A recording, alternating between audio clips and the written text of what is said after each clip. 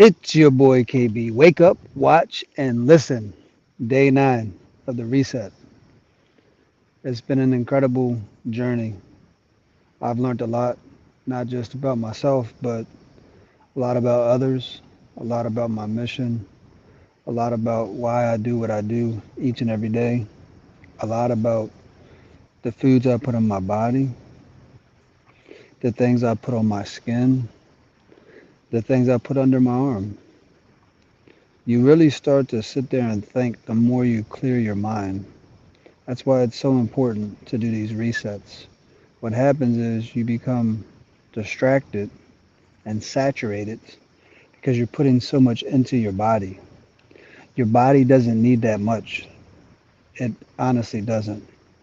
You can survive literally having 1 meal per day easily, and you don't need food at all. You can go 7 days with no food, only liquids, water. And when I say liquids, I'm not talking about that bottled water stuff that you guys are used to. That's garbage. That's created. It's plastic, carries estrogen, toxins, all kind of different things. And also the water is lifeless. It has no life. You have to put things in your body that gives your body life. We are alive in the present moment, right? This can change at any moment. But at the end of the day, if you put life into you, you're going to get life back out. If you put death in you, you're going to get death back out. What do I mean by death? Well, you have to kill that animal, correct? Otherwise, you won't be eating that meat unless you're going to start eating it while it's alive, and that's even more torture, right? So if you do have to sacrifice or take a life, you should do it in a way where it's not as stressful for the party that's receiving that action, right? I'm not saying I never killed animals. I have. I used to hunt, right? I used to eat every piece of meat there was. I'm not saying I don't eat meat anymore. I do, but I'm extremely disciplined. 80% of the time, I'm putting life into my body. 20% of the time, I'm not. So I came to a conclusion in my life, now that I'm so clear up here and I'm physically in shape, I understand everything. And I understand that it's not about being perfect. It's about getting better each and every day, making progress. And that's all that really matters. Sometimes we beat ourselves up so much because we're not getting done enough. I was just doing it today, actually, because I have a lot of stuff I'm working on. I'm a foreman for a major renovation project that I'm finishing up. I'm going to be moving on to the next one, doing 60 to 80-hour weeks. Yeah, everything after 8 is time and a half. Money runs up. By the way, any of you guys ever interested in becoming an apprentice in the electrical industry and you want to learn and pursue that trade, I highly recommend it as it's a growing industry and you can easily make over 6 figures, even as much as 150,000 to 200,000 a year. And if you're smart and you invest that money, you're able to take that money and put it back into income producing things like a business or a vending machine or a laundromat or a construction business. Also, guys, so you know, one of the toughest decisions I had to make on this reset, day 9, I was really thinking deep about it all. And I've been doing construction for 22 years. I done beat my body up, not just from construction. I also have been into extreme sports. I still do snowboarding. I got the slingshot, motorcycles, dirt bikes, skydiving, um, deep sea fishing, anything that is extreme and crazy. That's me all day long. I love that natural rush. By the way, years ago I used to be on 5 drugs, and I drank a fifth every day. Now this has been over, I want to say 15 years now. I haven't been like that, but there was a decade in my life through my 20s that I couldn't even remember how I got home. That's how bad it was. One of the things that got me off all of these hard drugs, and yes, I was addicted. I have an addictive personality. Anything that I do, I become addicted and obsessed with it. That's why I'm able to get things done. Because I do not quit, I do not stop. No matter what's going through, I'm 100% invested, passionate, and pursuing that opportunity or that adventure moving forward. I do not allow fear to stop me from growing. Fear is a created illusion. It does not exist.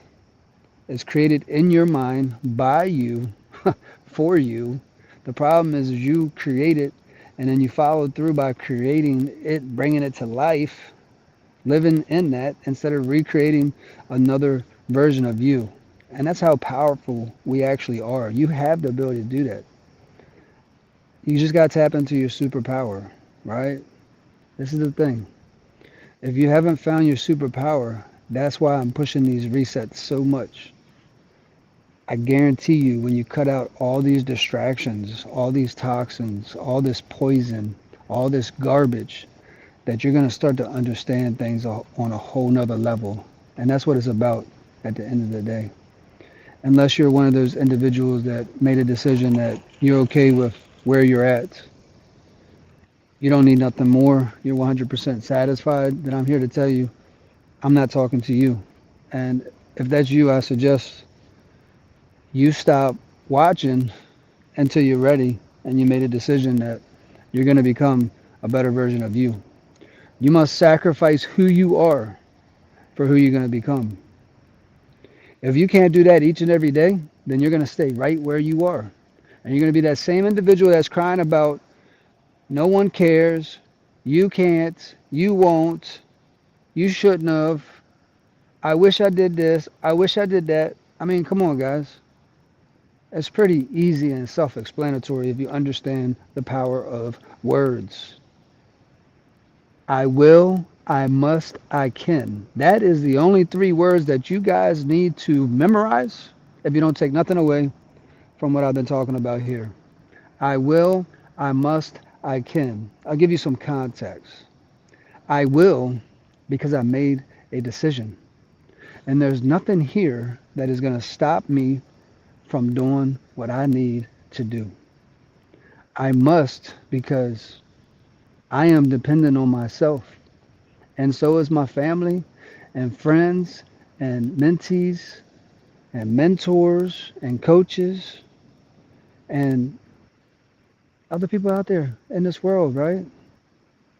And I can simply because I said so. It's time to get busy now. And it's really that simple. So I will start a business by July 16th of 2026. Now, obviously, that date has already passed. So, all right, we got to move it into the future. I will create a business by October 31st of 2026. Okay, you just spoke it into existence. So we take it to the next level. Now you got to do some research. How do you create a business? Well, you have to get a LLC, a C corp, a S corp, a trust, one of these entities to operate under. You could do it as a sole prop under your name, but there's more liabilities and less benefits when you go this route. But you can do all of the above.